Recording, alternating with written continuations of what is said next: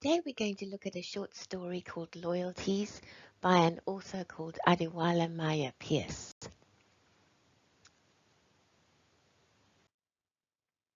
So one of the ways that we can prepare to read a text is to follow some of the suggestions here. I'm going to focus on reading in context because I think it's very important. When you are faced with a poem or a short story, you might read it. I think the first step is to make sure that you know what all the words mean so that you've got a good starting chance. Look them up in a dictionary, write them down in a little book maybe to help you remember. But after this, if the story doesn't seem to come across in a very clear way to you or in a rich way with lots of meanings and lots of shades of meaning, then it's usually because we don't understand the context. The context is all the surrounding factors that formed that story, that story comes out of a particular period in time, a particular person who was at a stage in his life, who had values that were important to him. If we don't know anything about that birth of this story, of where it comes from, then of course we're going to struggle to understand the deeper meaning. We can't just stare at a story or a poem on the page and expect to understand it. So the context is that surrounding, that birthplace of the story. It might be a political situation, a social or economics climate.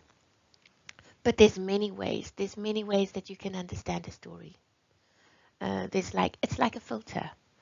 And you can put on different color filters to see the story, and then you're going to end up with a beautifully colored story with multiple meanings. So Loyalties is a story set in Nigeria, and we're going to explore the context, the socio-political, cultural context of that story first. Can you see this little green part of Nigeria here? This was Biafra. It was a piece of land that contained a culture that was different from the majority of Nigeria. So the Biafrans were they were predominantly Christians, whereas this part of the country was governed by a Muslim leadership. And there were also cultural differences, probably a different cultural background between these two groups of people. So, at one stage, this part of the country decided they wanted to be separate. This happens very often in the world. They didn't want the same government. They wanted to form their own country, protect their own rights. So, in order to separate, there was a war between Nigeria and Biafra. A secessionist state is a little part of the country that wants to break away. Secession means, I want to break away. I want to look after my own rights. And the culture in Biafra was the Igbo ethnic group. So here we see the predominant part of Nigeria was led by a Muslim type government, and there were all these tensions between the two parts. So it became a very, very brutal, ugly war, and it has been basically called a genocide or a pogrom. It was a very cruel war. So it was not only a military war, but also a kind of strategic starvation of this culture, and up to 2 million people died, including children. Children suffered. And this was the leader of the Igbo group, Ojukwu, who is also mentioned in the story. So eventually, Nigeria won this war. And here we have our author, Adewale, who is Anglo-Nigerian, born in Nigeria in 1953.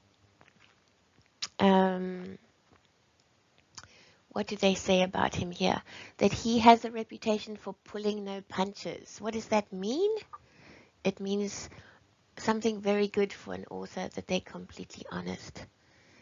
They may sort of use very indirect ways to tell their story, but they're going to tell you the truth directly.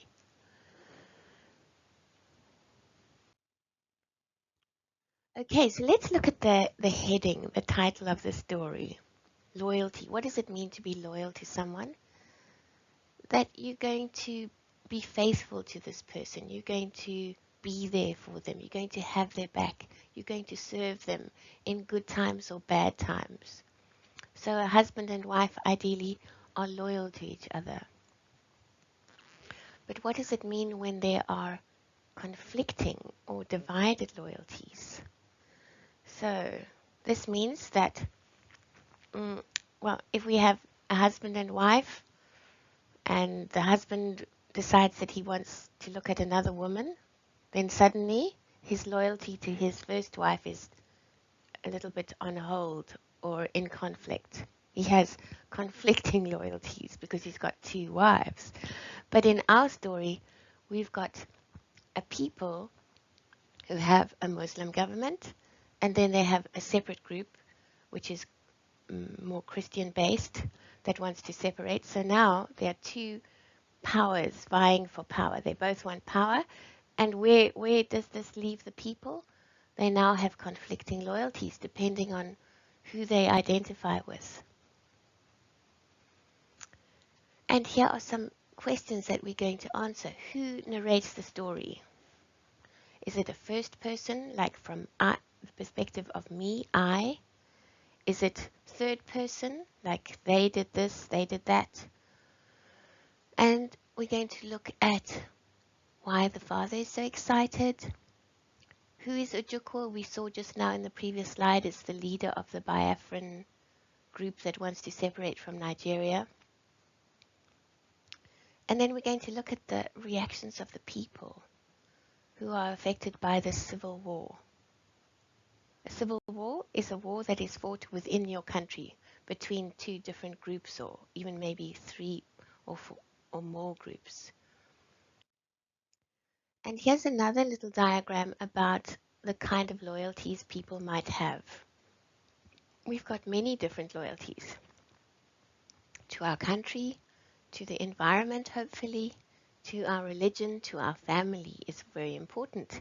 So if there's conflict between any of these two groups, it's going to place us in a very difficult position, because obviously we want to look after our family and we want our government to make that easy for us, obviously.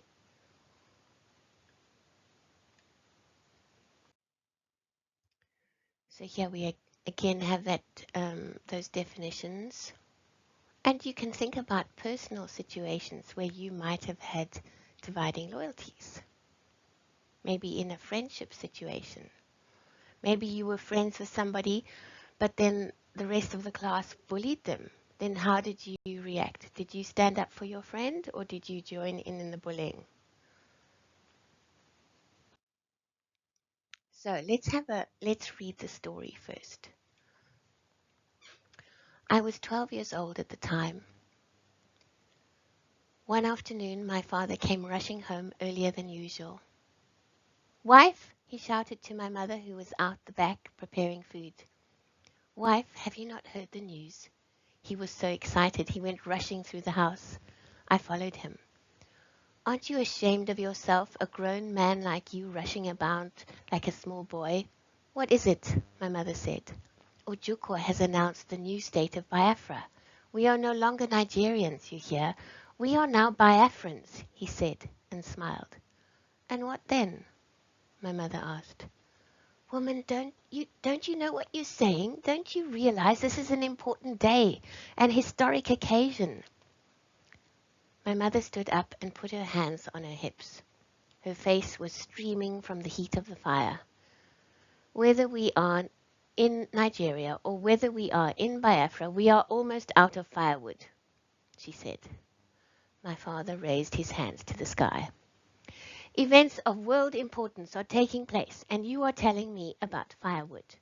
Trust a woman, he said, and walked away. That evening, the schoolmaster and the barber and the man who owned the post office came to our house. Boy, come here, the schoolmaster called. Come and hear what teacher has to say, my father ordered. 7 nines are 63, I answered. Good. Now, if 20 Nigerian soldiers march into our village and 5 Biafran women attack them with saucepans, who will win? He asked, and the barber collapsed on the floor. My mother took me by the arm and we left the room, but I crept back and stood by the door.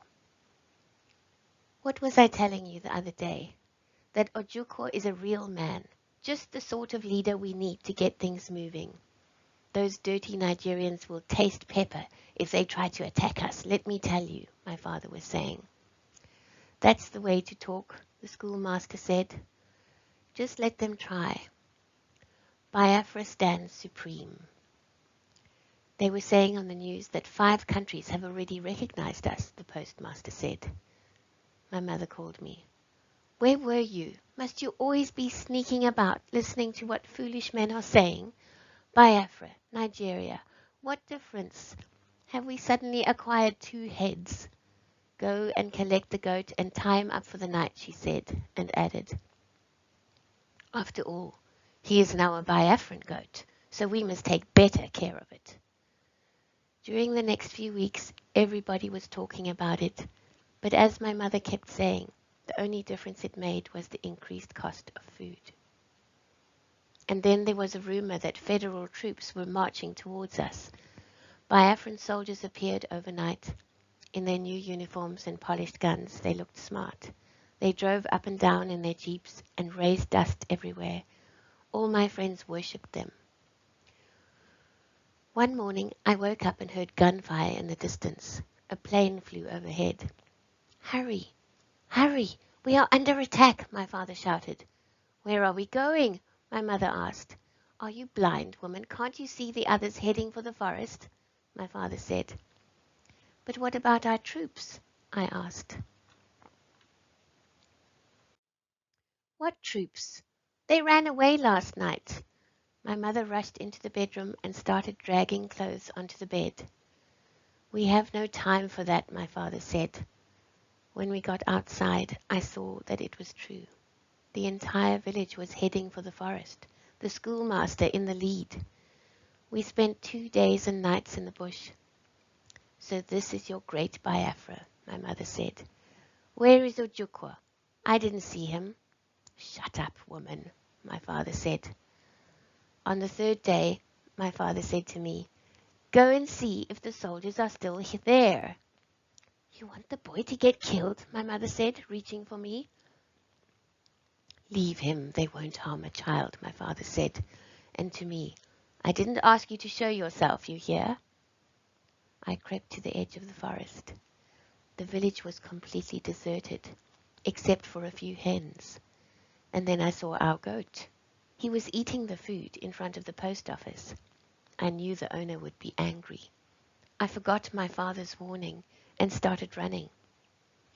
3 armed Nigerian soldiers stepped out of the barber's shop, their rifles in their hands, and waited for me.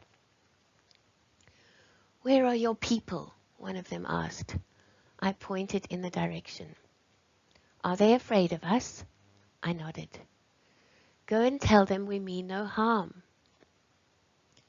As soon as I got back to the clearing, everyone began talking at once.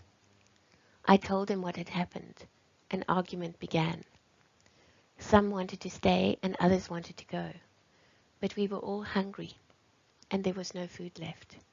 Because of the mosquitoes, nobody had slept well, so we went. The soldiers kept their word. By the next day, everything had returned to normal. At the end of the week, the soldiers pulled out.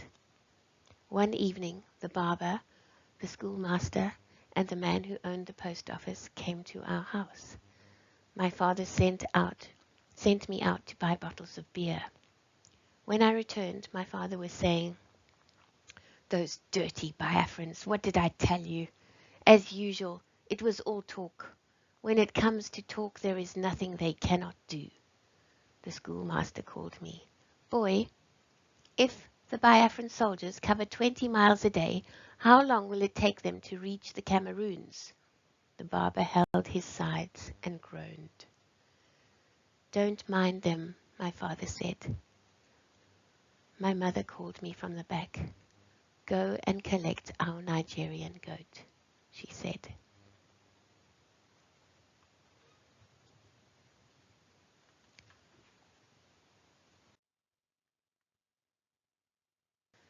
So let's have a look at some questions regarding our story.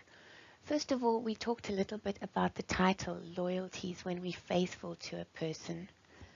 But now that we've read the story, we realize that something has happened in this war. First, this family or the father were excited about becoming a part of Biafra, and they were very supportive. But by the end of the story, something has changed. After spending 2 nights in the forest without food, without water, without being able to sleep, they come back and suddenly they are supportive of the Nigerian soldiers. So suddenly the title is ironic. What do we mean by irony? When the obvious meaning of something is in contrast to the title. This is ironic. There is a divided loyalty or a completely switched loyalty. Something has completely turned around. So the title alone becomes powerful after we've read the story. So let's ask ourselves, what role does the mother play in this story? And what is the position of the father and the teacher and all his friends? So what is the mother involved with? She's responsible for her family, isn't she? She doesn't sound very interested in politics. She is worried about keeping her family safe and fed and warm. And she's very skeptical, critical about her husband's involvement. And what is the father's attitude? He just can't understand why she can't understand the importance of the changes that are happening. He thinks that she's stupid. Look how he talks to her. Shut up. Don't you understand? Very impatient. So they're both very confident of their different perspectives. This is an important phrase here. Microcosm. What does that word mean? Micro, probably means small, and cosm is like another word for world, a small world, like a little snapshot. So in this short story, which is only a few pages long, they're not giving you a lot of background detail. They're just taking a little glimpse of the life of a family at a critical point in time. This is a microcosm. It's like a snapshot, a little representative part of these people's lives, but it's described in such a powerful way that we are seeing a lot more than the 2 days. This incident is becoming representative of probably what happened in many families in many different areas and what is still happening in the world today. This kind of thing is happening in the news all the time. Yes, so what you've got to decide, what has happened by the end of the story? What happens to this poor goat that first is a Biafran goat? And the mother says, oh, you're going to have to look after him even better now that he's a Biafran goat. She says in the beginning. And then by the end of the story, she says, oh, no, now it's a Nigerian goat. And at one point, the goat is like nervously trying to eat food in the middle of the soldiers, and the owners are hiding in the forest. So the life of the goat is pretty symbolic, because anything can happen to that goat in the war. And similarly, at one point, the narrator of the story is sent to go. He's a child. He's narrating the story from the first person. sometimes he switches into the third person when he talks about what his parents are happening, but it's from the child's perspective. And at one point, he's in a lot of danger. He's asked to go right into the town alone. So children were very, very badly, well, mortally affected in this war. So in this story, our narrator doesn't die, but he's certainly in danger.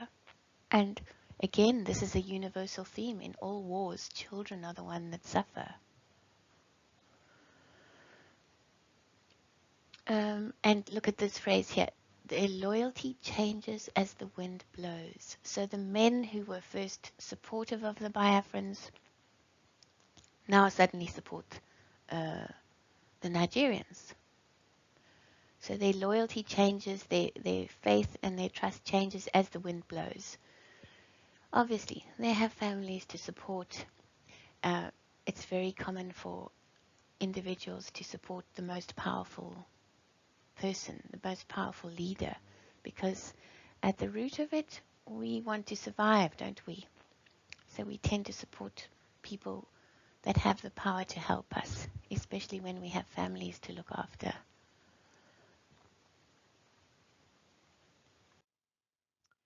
And here we have a photo of some Biafran men.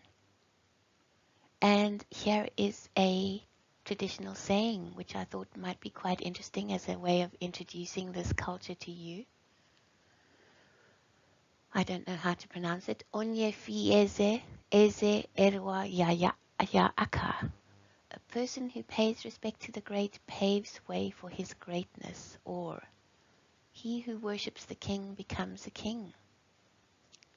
I think this is quite a profound saying. I hope you enjoy exploring it, but it means that if we learn from other great people, this is a way for us to become great. So it can be from our respect to leaders, it can be from our respect to our spiritual leaders, our gods. If we want to travel in a powerful way in our lives, this is one way to start doing it.